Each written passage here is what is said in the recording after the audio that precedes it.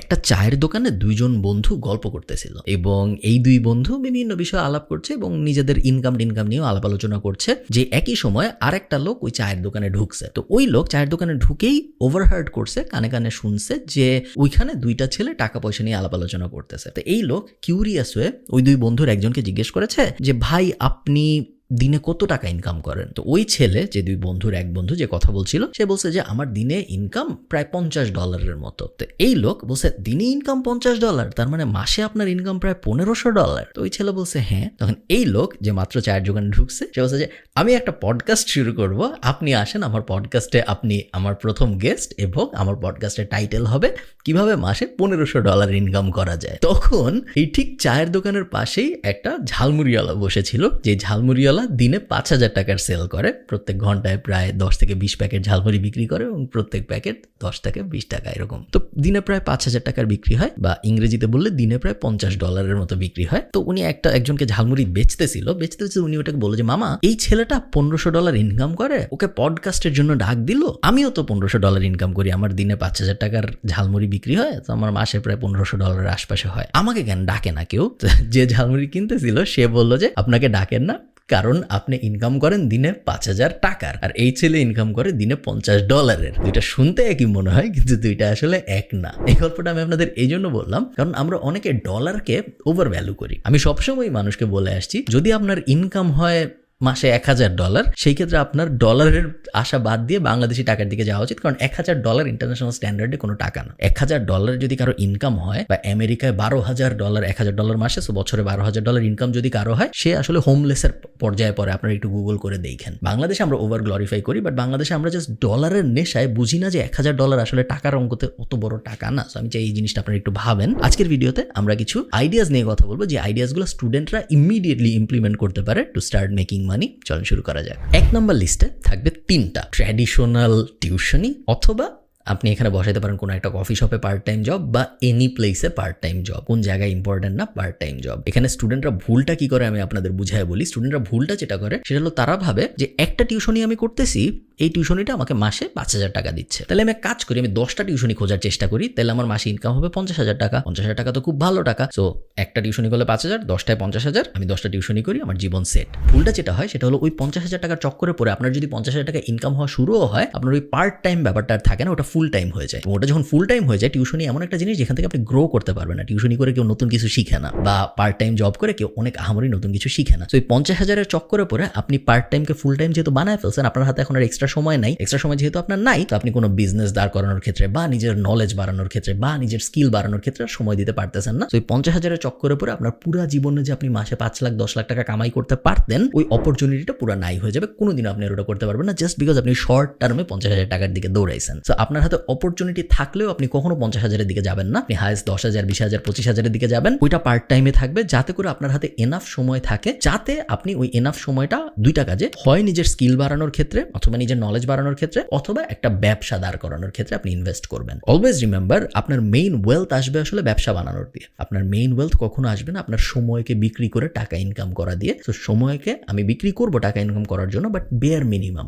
যখন আমার মনে হবে যে আমার এনাফ টাকা হয়ে গেছে বাঁচার জন্য, তখন আমি আর আমার এক্সট্রা সময় দিব না। আমার এক্সট্রা সময়টা আমি তখন এই সাইডে দিব, যাতে করে আমার গ্রোথটা এক্সপোনেনশিয়াল হয়। Second, freelancing. Freelancing is glorified চাকরি। আপনি যদি প্যাসিভ জার্নালের স্টুডেন্ট হয়ে থাকেন, আপনি দেখবেন ফ্রিল্যান্সিং নিয়ে আমাদের একটা বিশাল কোর্স আছে, যেখানে আমরা 30 থেকে 35টা স্কিল শেখাইছি। বলে যে কোনো একটা স্কিল যদি আপনি শিখেন, আপনি ফ্রিল্যান্সার হিসেবে কাজ শুরু করতে পারবেন। ওখানে মার্কেট প্লেস নিয়েও ডিটেল ভিডিও আছে। সব স্কিল শিখবেন ফার্স্টে ওই 30টার ভিডিওর কোনো একটা দেখে, এবং তারপর মার্কেট প্লেসের ভিডিওগুলো দেখে আপনি কোনো একটা মার্কেট প্লেসে যাবেন। 2টা মার্কেট প্লেসে মেনলি যাওয়া যায়, হয় আপওয়ার্ক অথবা ফাইবার। 2টার কোনো একটা আপনি যাবেন, মার্কেট প্লেসে যেয়ে আপনি ফ্রিল্যান্সিং শুরু করবেন। বলতে অনেক সহজ, আসলে করতে একদমই এরকম সহজ ব্যাপার না, অনেক সময় লাগে। বাট যেই কারণে আমি এত সিম্পলিফাই করে বলতেছি, কারণ আমি চাই না যে ফ্রিল্যান্সিংও আপনার এন্ড গোল হোক, কারণ ফ্রিল্যান্সিংও কিন্তু আসলে চাকরি। অনেক মানুষ বাংলাদেশে আমি ফ্রিল্যান্সার, আমি নিজের সময়ে কাজ করি, এরকম ঢং করার কারণে অনেকে ধরে নিছে যে ফ্রিল্যান্সিং মানে মনে হয় খুব আহামরি জিনিস। এটা আসলে এমন কোনো আহামরি জিনিস না। এটা মেইনলি একজন বসের বদলে আমার 20টা বস থাকবে, 20টা বস আমাকে 20টা প্রজেক্ট দিবে। 20টা বস পৃথিবীর বিভিন্ন দেশে আছে, এই কারণে ওরা আমাকে অন্য কারেন্সিতে টাকা দিবে। যেহেতু বাংলাদেশের ডলারের টাকার মান অনেক কম, অন্যান্য কারেন্সি টাকার মান বেশি, তো ওরা যখন $1 দেয় আমি তখন 100 টাকা পাই, আমার একটু ভালো লাগে। বাট ফ্রিল্যান্সিংও কিন্তু আপনার টাইমের এক্সচেঞ্জেই আপনি টাকাটা পাচ্ছেন। ফ্রিল্যান্সিং আপনাকে আহামরি ক্রেজি রিচ বানাই দিবে না। ফ্রিল্যান্সিং করে 20 কোটি টাকা একা একা জেনারেট করে ফেলছে এরকম মানুষ বাংলাদেশে নাই। থার্ড, আমি চাই আপনি একজন কানেক্টর হন। নিজেকে আপনি একজন কানেক্টর হিসেবে ভাবেন এবং এটাকে একটা পার্ট টাইম জব হিসেবে ট্রিট করেন। একজন কানেক্টরের কাজ কি? একজন কানেক্টরের কাজ হলো বিভিন্ন মানুষকে কানেক্ট করানো। আপনি একটা ফেসবুক গ্রুপে দেখলেন একজন বলছে যে আচ্ছা, আমি যদি এমন একজনকে পেতাম যে ভালো ফ্রেঞ্চ শিখায় বা ভালো জার্মান শিখায়, আমার জার্মানি যেতে হবে, আমার হাজব্যান্ড বা ওয়াইফ অলরেডি জার্মানি চলে গেছে, ওর A1 ক্লিয়ার হয়ে গেছে, B1 এগুলো ল্যাঙ্গুয়েজ প্রফিসিয়েন্সি লেভেল ক্লিয়ার হয়ে গেছে, আমার হচ্ছে না, এরকম একজনকে যদি আমি পেতাম খুব ভালো হইতো। আপনি এরপর খুঁজে বার করবেন, এটা আপনার মাথার মধ্যে থেকে যাবে। আপনি রিসার্চ করতেছেন, আপনি নর্মাল আপনার জীবন কাটাচ্ছেন, হঠাৎ আপনি আরেকজনকে দেখলেন যে বললো যে আচ্ছা, আমার এক বন্ধু রিসেন্টলি এর কাছ থেকে জার্মান শিখছে, ও খুব ভালো জার্মান শিখায়। 2টা ডট পেলেন আপনি। এই 2টা ডট এখন আপনি আপনার মাথার মধ্যে মিলানোর চেষ্টা করবেন। এই লোককে ফার্স্টে যে জিজ্ঞেস করবেন, আচ্ছা তুমি কি জার্মান শিখাও? তুমি যে শিখছো ভালো করছো, একজন নাকি তোমার কাছ থেকে শিখে জার্মানি চলে গেছে, তুমি কি এরকম জিনিসপত্র শিখাবা অন্য কাউকে যদি আমি পাঠাই? ও যদি বলে হ্যাঁ শিখাবো, আচ্ছা তুমি যাকে পাঠাবো তার 20% আমাকে কি দিবা? বললো ওকে দিব। ওর তো এই মুহূর্তে কোনো স্টুডেন্টই ছিল না। এরপর আপনি অন্যজনের কাছে গেলেন যে আপনার 2 মাস আগে আপনার মনে ছিল সে জার্মান শিখতে চায়, এই দুজনকে আপনি যে মিলাইলেন, ওই যে 20% আপনি পেলেন, ওটা হলো আপনার কমিশন। সো কানেক্টর, অনেকে বলবে অ্যাপয়েন্টমেন্ট সেটেলার। কানেক্টর আমার মতে খুব কুল একটা বিজনেস এবং প্রত্যেকটা স্টুডেন্টেরই এটা পার্সু করা উচিত, কারণ এটা মাল্টি ডাইমেনশনাল, এটা অনেক অ্যাঙ্গেলে হতে পারে। এটা একটা এক্সাম্পল আমি দিলাম আপনাদের। আর একটা অবভিয়াস এক্সাম্পল হতে পারে, আপনি বিভিন্ন ফেসবুক পেজকে মেসেজ দিয়ে বললেন যে তোমাদের কি মার্কেটিং এর হেল্প লাগবে? যদি বলে হ্যাঁ লাগবে, আপনি তো মার্কেটিং এর কিছু জানেন না, আপনার জানা জরুরি না, আপনি তখন ওই লাগবের ইনফরমেশনটা নিয়ে একটা এজেন্সিকে দিবেন, দিয়ে বলবেন যে তোমার মার্কেটিং এর সার্ভিস লাগবে বলেছে আমাকে, ও যদি তোমার ক্লায়েন্ট হয় তুমি আমাকে প্রথম মাসের 15% দিও বা 10% দিও। আরেকটা অ্যাঙ্গেল হয়ে গেল। এরকম মাল্টি ডাইমেনশনাল অ্যাঙ্গেল কিন্তু আপনি খুঁজে বের করতে পারেন এবং এই অ্যাঙ্গেলগুলো খুঁজে বের করে ডটগুলা কানেক্ট করার যে জবটা, ওটাকেই আমি বলতেছি একজন connectors job. It's a business. So eventually আপনি এটা গ্রো করতে পারবেন এবং আপনার জায়গায় একজন মানুষকে সিইও হিসেবে বসায় দিয়ে আপনি মুভ অন করতে পারবেন। এবং এই কারণে আমার এই জিনিসটা পছন্দ এবং আমার ধারণা এটা যে কোনো মানুষ স্টুডেন্ট অবস্থায় শুরু করতে পারে। Fourth, be a writer for CEO's. আমি জানি না আপনারা জানেন নাকি, বাংলাদেশ হোক ইন্টারন্যাশনালি হোক, সবাই ইনফ্লুয়েন্সার হইতে চায়, সবাই ক্রিয়েট করতে চায় কন্টেন্ট এবং সবাই ইম্প্যাক্ট রাখতে চায় সোসাইটিতে। তো একজন সিইওর বা একজন সি সুইট লেভেলের মানুষের বা একজন সিনিয়র কর্মকর্তার হাতে এত সময় নাই যে সে বসে বসে লিঙ্কডইনের জন্য কন্টেন্ট বানাবে বা সে বসে বসে ফেসবুকের জন্য কন্টেন্ট বানাবে, রিটার্ন ফর্মে কন্টেন্ট বানাবে, তারা তো সময় নাই। সো সে করে না, বাট সে কিন্তু চায়। এখন সোনালী ব্যাংকের যে এমডি, তার ইচ্ছা আছে, তার মনের গভীরে ইচ্ছা আছে, যে এক্সাম্পল হিসেবে বলতেছি, আপনারা ভাবেন না যে এক্স্যাক্টলি আমি সোনালী ব্যাংকের এমডির কথাই বলতেছি, তার মনের ভিতরে ইচ্ছা আছে যে লিঙ্কডইনে যদি আমার 1 লাখ ফলোয়ার থাকতো, যারা প্রত্যেক সপ্তাহে আমি আমার এই লম্বা ব্যাংকিং এক্সপিরিয়েন্স থেকে যা শিখেছি এটা আমি শেয়ার করবো, তারা অনেক দেখবে, সবাই এটা চায়, সবাই এটা লাইক করে, বাট অনেকে এটা রিয়ালাইজ করে না। অনেকে যারা রিয়ালাইজ করে তাদের হাতে তো সময় নেই যে তারা বসে বসে কন্টেন্ট লিখবে। তো আপনি কি করবেন? Be a writer for CEO's. আপনি এদের সাথে যোগাযোগ করবেন, আপনি এদের সাথে যোগাযোগ করে বলবেন যে ভাইয়া, আমি প্রত্যেক মাসে 2 দিন আসবো, একটা টেপ রেকর্ডার নিয়ে আসবো, আমি আপনাকে বিভিন্ন জিনিস জিজ্ঞেস করবো, আপনি আমাকে গল্পের মতো করে বলবেন, এরপর আমি বাসায় যাব, আপনার লিঙ্কডইনের জন্য আমি কন্টেন্ট সাজাবো, সুন্দর করে ফরম্যাট করবো, ইমেজ বসাবো, এই করবো সেই করবো, আমি পোস্ট করা শুরু করবো, আপনাকে একজন অথরিটি হিসেবে আমি দাঁড় করানো শুরু করবো। শুধু যে সি সুইট লেভেলের মানুষদের হতে হবে তা না, এই জিনিস আপনি ইয়াং স্টার্টআপ ফাউন্ডারদের সাথেও করতে পারেন, কারণ স্টার্টআপ ফাউন্ডারদের বেশিরভাগ সময় ফান্ডিং লাগে এবং ফান্ডিং যখন দেওয়া হয় তখন অনেকগুলো মেট্রিকের মধ্যে একটা মেট্রিক দেখা হয় যে এর ইম্প্যাক্ট কিরকম, এবং এই কারণেই স্টার্টআপ ফাউন্ডাররা চায় তাদের লিঙ্কডইন অনেক স্ট্রং হোক, তাদের ফেসবুক অনেক স্ট্রং হোক, তাদের সোসাইটাল অথরিটি ইম্প্যাক্ট অনেক বেশি হোক। সো তাদেরকেও আসলে টার্গেট করা যেতে পারে।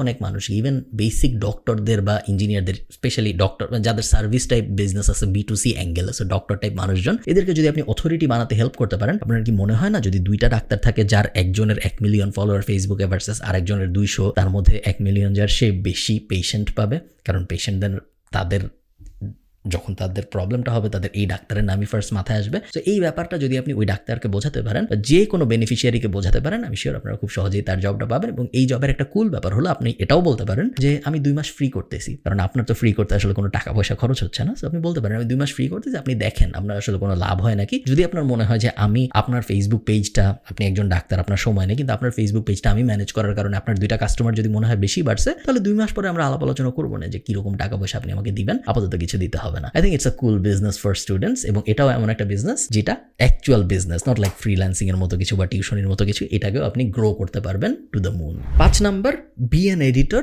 For creators. সো এগেইন এইটা এবং লাস্টেরটা 2টা অনেকটা কাছাকাছি। লাস্টেরটা আমরা বলেছিলাম যে কিভাবে আপনি যারা ইনফ্লুয়েন্স চায় তাদেরকে ইনফ্লুয়েন্স পেতে হেল্প করতেছেন। এটাই আমি বলতেছি যে যারা অলরেডি ইনফ্লুয়েন্সিয়াল তাদের ইনফ্লুয়েন্স বাড়ানোর ক্ষেত্রে আপনি কিভাবে হেল্প করবেন। আমাকে যদি কেউ একজন এসে বলতো যে ভাই এই যে দেখেন আমি গত 8 মাস ধরে টিকটক নিয়ে বিশাল রিসার্চ করছি এবং আমার মনে হয় বাংলাদেশে আমি টিকটক নিয়ে যত কিছু জানি এরকম খুব বেশি মানুষ পাওয়া যাবে না। আমি চাই আপনি আপনার চ্যানেলটা আমাকে দেন, আমাকে পারমিশন দেন, আমি টিকটক চ্যানেল গ্রো করব এবং আমি শিওর আগামী 6 মাসের মধ্যে, গ্যারান্টি তো দিতে পারতেছি না কারণ অ্যালগোরিদম কি করবে এটা কেউ জানে না, বাট আমি মোটামুটি শিওর যে আমি 6 মাসে আপনার টিকটক প্রোফাইলে 1 মিলিয়ন ভিউ এনে দিতে পারবো, 50 মিলিয়ন ভিউ এনে দিতে পারবো, কারণ আমি অলরেডি দেখেন এই 3টা জিনিসে 50 মিলিয়ন ভিউ আনছি। এই কারণের পার্টটা ইম্পর্টেন্ট, এই কারণের পার্টটা অনেক মানুষ মিস করে ফেলে। সো আপনার স্টেপ 1 হলো ফিগার আউট করা যে আপনি কোন ইন্ডাস্ট্রিতে খেলতে চান। টিকটক আমি জাস্ট একটা এক্সাম্পল হিসেবে বলতেছি, টিকটক হইতে হবে জরুরি না, যে কোনো প্ল্যাটফর্ম হতে পারে। কোন ইন্ডাস্ট্রিতে আপনি খেলতে চান এটা ফার্স্ট আইডেন্টিফাই করা। সেকেন্ড, ওই ইন্ডাস্ট্রিতে নিজের কিছু এক্সাম্পল রেডি করা। আপনি ডাইরেক্ট এসে আরেকজনকে বলতে পারেন না যে ভাই তোমার কাজ আমি এখন থেকে করব, তোমার কাজ দিয়ে আমি শিখবো যে আসলে আমি যা যা থিওরি পড়ছি তা হয় নাকি, এরকম হলে হবে না। আপনার এক্সাম্পল দেখাইতে হবে যে এই ইনস্টাগ্রাম পেজটা 0 থেকে 10 মিলিয়নে বা 2 মিলিয়নে বা 50,000 সাবস্ক্রাইবারে আমি নিয়ে আসছি গত 6 মাসের ভিতরে এবং এই 10টা স্ট্র্যাটেজি আমি ইউজ করছি এই 50,000-এর মধ্যে আসতে। এই কারণে তোমারটা আমাকে দেওয়া উচিত, কারণ যেহেতু আমি এই 10টা স্ট্র্যাটেজি ইউজ করে এই ইনস্টাগ্রামকে 0 থেকে 50,000 ফলোয়ারে আনতে পারছি, এই কারণে এই সেম 10টা স্ট্র্যাটেজি ইউজ করে তোমার অ্যাকাউন্টকেও আমি 0 থেকে 1 লাখ ফলোয়ারে নিতে পারবো। এই ফরম্যাটটা ইম্পর্টেন্ট। সেই ফরম্যাটটা ফিগার আউট করে আপনি যদি কাজ করা শুরু করেন, again this can be a very cool business for students. 6th, blogging আমার খুব পছন্দের একটা জিনিস এবং আপনারা যারা প্যাসিভ জার্নালের ইউটিউব চ্যানেল, আমি জানি না দেখেন নাকি কেউ, যদি দেখেন ওখানে দেখবেন আমাদের 2017-18 ব্লগিংয়ের একটা কোর্স আছে ফ্রিলি অ্যাভেলেবল আমাদের প্যাসিভ জার্নাল ইউটিউব চ্যানেলে। ওই ব্লগিংয়ের কোর্সটায় আমি একদম 0 থেকে একটা ব্লগ দাঁড় করায় সেটা থেকে ইনকাম করেও দেখাইছি। ওই কোর্সটা কিন্তু অনেকে পাইরেটেড 100-200 টাকায় বেচে, বাট অনেকে জানেন এটি ইউটিউব চ্যানেলে ফ্রি আমাদের। তো ওই কোর্সটায় যা দেখানো হয়েছে তার অনেক কিছু বদলাই গেছে। প্যাসিভ জার্নালে যারা স্টুডেন্ট আমাদের কোর্সের মেম্বার তারা জানেন যে আপডেটেড কোর্স আছে এবং বা আপনি যখন এই ভিডিও দেখতেছেন তখন হয় আসছে বা হয়তো সামনে আসবে। তো ব্লগিং এর বেসিক প্রিন্সিপাল খুব সহজ, একটা টপিক আইডেন্টিফাই করা, যে টপিকে ম্যাস ইন্টারেস্ট আছে প্লাস নিজের ইন্টারেস্ট আছে, ব্লগ বানানো, সো কন্টেন্ট পাবলিশ করা, এসইও করা এবং তারপরে ওয়েট করা যেন কন্টেন্টটায় ট্রাফিক আসে এবং ট্রাফিক আসার পরে ডিসাইড করা আমি কিভাবে মনিটাইজ করব। সাধারণত 2টা ভাবে মনিটাইজ করা হয় অ্যাফিলিয়েট মার্কেটিং করে অথবা অ্যাড বসায়। আরেকটা উপায় আছে নিজের প্রোডাক্ট সার্ভিস সেল করা, বাট ওটা সাধারণত বেশিরভাগ বাংলাদেশি ব্লগাররা করে না। তারা হয় অ্যাফিলিয়েটের দিকে যায় বা তারা অ্যাডের দিকে যায় বা তারা 2টার দিকেই যায়। তো এই 5টা স্টেপ ফলো করে যে কেউ ব্লগার হতে পারে। আমার মতে very cool business for any students to pursue. Even if you fail, যদি আপনি ফেইলও করেন তারপরেও একটা ব্লগ শুরু থেকে বানানোর এই জার্নিতে আপনি যা যা শিখবেন তা হার্ডলি আপনি অন্য কোনো কিছু একদম 0 থেকে দাঁড় করাতে যে শিখবেন। সেই কারণে আমার মনে হয় সবারই নিজের জীবনে কোনো পর্যায়ে একটা ব্লগ বানানোর চেষ্টা করে দেখা উচিত যে সে আসলে পারে নাকি। লাস্ট আমাদের লিস্টে হলো স্টার্টিং আ ন্যাশনাল ড্রপশিপিং বিজনেস। ড্রপশিপিং এর কনসেপ্টের সাথে আপনারা যারা পরিচিত না, ড্রপশিপিং মানে হলো একজন মানুষ একটা প্রোডাক্ট বা সার্ভিস বেচে, আমার কাছে ওই প্রোডাক্ট বা সার্ভিসটা নাই, বাট আমি ওটা আবার বিক্রি করি এবং যখন আমার কাছে কোনো একটা অর্ডার আসে আমি ওর কাছ থেকে একটা অর্ডার দিয়ে পাঠিয়ে দিই। সো মনে করেন আমি ঠিক করলাম আমি আজকের থেকে ক্যাননের ক্যামেরা বেচবো, তো আমার বাসায় তো ক্যাননের ক্যামেরা নাই এক্সট্রা বেচার জন্য, আমি একটা ফেসবুক পেজ খুললাম, আমি ক্যাননের ছবি আপলোড করলাম, ছবি তো গুগল করলেই পাওয়া যায়, আমি মার্কেটিং করা শুরু করলাম। প্যাসিভ জার্নালের ইউটিউব চ্যানেলে মার্কেটিং নিয়ে একটা ফ্রি কোর্স আছে, ওটা দেখে আমি মার্কেটিং করা শুরু করলাম। এখন আমার কাছে একটা ক্যাননের অর্ডার আসছে, এখন আমি কি করব? আমি অ্যাকচুয়াল যে ক্যানন বেচে তার কাছ থেকে অর্ডার দিয়ে ওই কাস্টমারকে পাঠিয়ে দিব। আমাকে যে অর্ডার দিছে তার কাছ থেকে আমি টাকা পাইছি, আমি বলছি যে ভাই ওয়েট করেন 7 দিনের মধ্যে আপনার কাছে ক্যামেরা চলে যাবে। এরপরে অ্যাকচুয়াল যে ক্যামেরা বেচে তার কাছে যে আমি বলছি যে ভাই এই ঠিকানা একটা ক্যামেরা পাঠান, আমি টাকা দিয়ে দিচ্ছি। এই কনসেপ্টটাকেই বলা হলো ড্রপ শিপিং এবং আমি মনে করি এই জিনিসটা আপনারা অনেক কিছু নিয়ে করতে পারেন। বাংলাদেশি অনেক টি শার্ট কোম্পানি আছে যাদের easily T shirt drop ship করা সম্ভব। বাংলাদেশে অনেক মধুর কোম্পানি আছে, শাড়ির কোম্পানি আছে, বইয়ের কোম্পানি আছে, কোম্পানির কোনো অভাব নেই যাদের সবার উপরে আপনি একটা ড্রপ শিপিং লেয়ার বসাইতে পারেন। আপনার ওই প্রোডাক্ট ধরতে হবে না কোনোদিন, আপনার ওই সার্ভিস ধরতে হবে না কোনোদিন, বাট খুব কুল এবং ইজি উপায়, একদম সহজ ডাল ভাত পদ্ধতিতে আপনি ওই বিজনেসের উপরে একটা ড্রপশিপ লেয়ার বসায় ওই বিজনেসেরও লাভ, কারণ ওদের কাস্টমার বাড়তেছে, ওদের অর্ডার বাড়তেছে, এবং আপনারও লাভ কারণ আপনার এমন কোনো আহামরি কষ্ট করতে হচ্ছে না এরকম একটা বিজনেস দাঁড় করাইতে, কারণ আপনি আসলে মার্কেটিং ছাড়া এবং বেসিক লেআউট বিল্ডিং ছাড়া তেমন কিছু করতেছেন না। না আপনি ডেলিভারি দিচ্ছেন, না আপনি প্রোডাক্ট স্টক করতেছেন, সো আপ ফ্রন্ট খরচ হচ্ছে না আপনার খুব বেশি, আপনি জাস্ট মার্কেটিং করতেছেন, আপনি জাস্ট একটা বেসিক স্টোর ফ্রন্ট বানাইছেন। সো আমি চাই আপনার এই ব্যাপারটা নিয়ে একটু এক্সপ্লোর করেন। আমার ধারণা বেশিরভাগ স্টুডেন্ট, একটু যারা বড় স্টুডেন্টস যারা ইউনিভার্সিটিতে পড়তেছেন অলরেডি এবং আমার ভিডিও দেখেন, তাদের জন্য আমার মতে national drop shipping up front store type একটা সলিউশন বানানো এবং তারপর বিভিন্ন প্রোডাক্ট বা সার্ভিস ট্রাই করা বাংলাদেশের মার্কেটের জন্য বেশ মজার একটা অভিজ্ঞতা হতে পারে। এই তো এগুলো আমার মতে খুব ইন্টারেস্টিং কিছু উপায় স্টুডেন্টদের টাকা আয় করার জন্য। আবারও আমি মেইন ফিলোসফিটা বলে রাখি আপনাদের, অবশ্যই এন্ড গোল হইল বিজনেস দাঁড় করানো। এন্ড গোল এইটা না যে ইমিডিয়েটলি আমি কত বেশি টাকা আয় করতে পারি, এন্ড গোল হইল প্রপার ফরম্যাটে প্রপার বিজনেস দাঁড় করানো, যেন ইভেনচুয়ালি আমার অনেক টাকা আয় রোজগার হয়। এই ব্যাপারটা আপনারা ভুলবেন না। ভালো থাকেন, সবার সাথে দেখা হবে পরে কোনো একটা ভিডিওতে। টাটা।